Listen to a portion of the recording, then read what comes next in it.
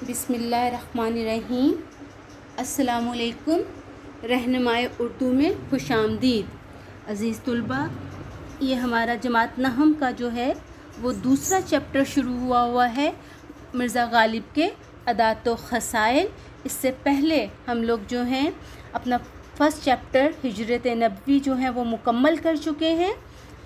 उस सबक की मुकम्मल पढ़ाई, तमाम पैराग्राफ की तशरीह, तारुफ, इम्पॉर्टेंट MCQs, मश्क, सवालात के जवाबात और ख़ुलासा ये कंप्लीट हो चुका है। और इन तमाम जो है चीज़ों की वीडियो जो है वो मौजूद है। आप जो है वो चैनल को सब्सक्राइब कीजिए, बेल आइकॉन को प्रेस कीजिए ताकि आपको आने वाली वीडियोस भी मिल सकें। आप उन वीडियोस को देखना चाहें तो जो है डिस्क्रिप्शन में उनके लिंक मौजूद हैं। आप उन लिंक में जाकर जो है वो वीडियोस देख सकते हैं। इस सबक के भी जो है हम लोग तशरीह जो है पहले 4 पैराग्राफ की कर चुके हैं, ठीक है। और तीसरे और चौथे पैराग्राफ की तशरीह जो है उसका लिंक डिस्क्रिप्शन में मौजूद है, उस पर जाके आप देख सकते हैं। आते हैं हम आज के सबक की तरफ। आज का सबक जो है वो आज का पैराग्राफ पढ़ते हैं।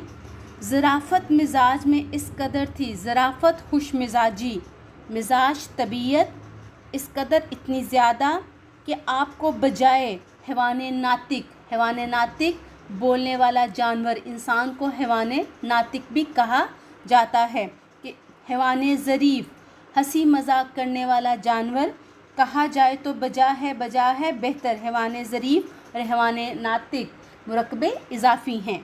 एक दफ़ा जब रमज़ान गुज़र चुका तो किले में गए। किला मजबूत इमारत को कहा जाता है।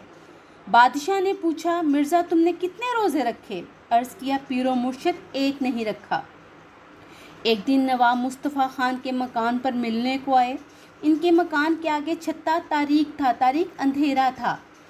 जब छत्ते से गुज़र कर दीवान खाने के दरवाज़े पर पहुँचे, दीवान खाना बैठक, तो वहाँ नवाब साहब इनको लेने को खड़े थे। मिर्ज़ा ने इनको देखकर ये मिसरा पढ़ा। मिसरा जो शेर का एक लाइन होती है उसको मिसरा कहा जाता है। 2 मिसरों से मिलकर एक शेर बनता है। आब चश्मा हैवान दरून तारीकियस, ये फ़ारसी का मिसरा है कि आब हयात जो है वो अंधेरे में है। इसका मतलब ये है कि आब हयात अंधेरे में है। जब दीवान खाने में पहुँचे तो उसके दालान में बासबब इस वजह से मशरक़ की तरफ रुख होने की वजह से धूप भरी हुई थी। मिर्ज़ा ने वहाँ ये मिसरा पढ़ा, ए खाना हमा आफ़ताब अस्त, ये घर सारे का सारा सूरज है। अब आ जाते हैं इसकी तशरीह की तरफ। सबसे पहले जो है हम क्या लिखते हैं? हाँ जी, हम लिखते हैं हवाला मतन।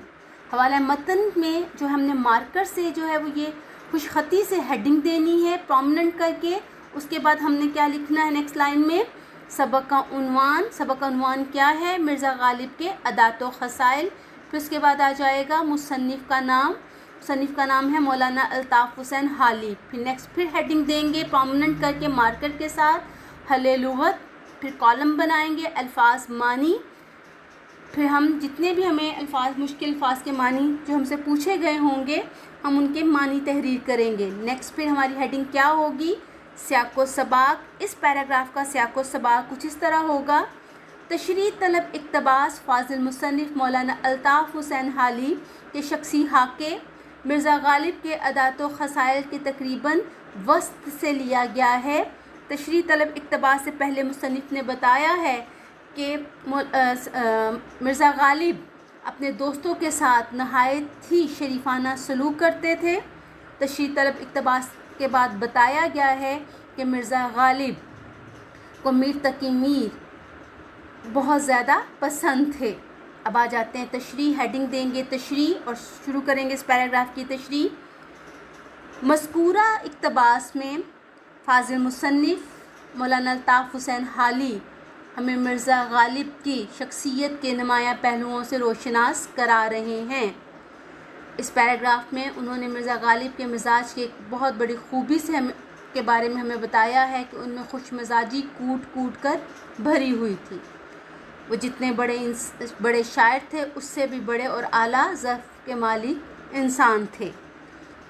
خوش مزاجی جس قدر ان میں پائی جاتی تھی، اگر انہیں بولنے والے جانور کی بجائے، بولنے والے انسان کی بجائے ہنسی مذاق کرنے والا انسان کہا جائے تو زیادہ بہتر ہوگا۔ ان کی خوش مزاجی کو بتانے کے لیے مولانا الطاف حسین حالی نے ایک واقعہ یہاں لکھا ہے کہ رمضان کا مہینہ گزر گیا تو مرزا غالب بہادر شاہ ظفر سے ملنے کے لیے ان جو ہے قلعے میں گئے۔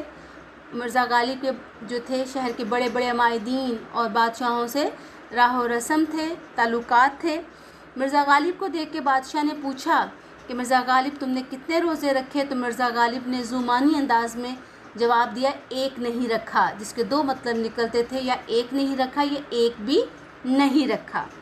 ایک اور واقعہ ان کی خوش مزاجی کا بتاتے ہیں کہ نواب مصطفیٰ خان جو ان کے دوست تھے ان سے ملنے کے لیے مرزا غالب ان کے گھر گئے۔ ان کے گھر کی بناوٹ کچھ عجیب طرح تھی، گھر کے داخلی حصے میں جو تھا وہ اندھیرا ہی اندھیرا تھا۔ جیسے وہ وہاں سے گزرے تو ان کو اندھیرے کو دیکھ کر انہوں نے فوراً سے جو ہے وہ ایک مصرع پڑھا فارسی کا، اور جس کا مطلب تھا کہ آب حیات جو ہے وہ تو اندھیرے میں ہے۔ پھر وہاں چھتے سے گزر کر جب وہاں بیٹھک میں پہنچے اور جو تھے نواب مصطفیٰ جو ان کو لینے کے لیے وہاں موجود تھے، اور وہ اس کا جو بناوٹ تھی وہ اس قسم کی تھی کہ وہ اندر جو تھا وہ وہاں پہ روشنی ہی روشنی تھی، وہ سورج کے مشرق کی رخ پر بنا ہوا تھا۔ وہاں دیکھ انہوں نے یہ مصرع پڑھا، یہ گھر تو سارے کا سارا سورج ہے۔ اس سے پتہ چلتا ہے کہ مرزا غالب جو تھے نہایت ہی لطیف شخصیت کے مالک تھے، ظرافت جو تھی ان کے مزاج کا خاصہ تھی۔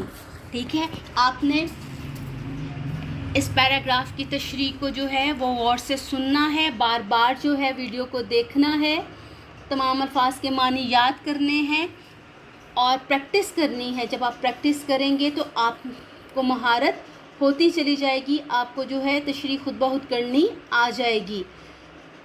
رہنمائی اردو کے ساتھ جڑے رہیے، کامیابیاں سمیٹیے،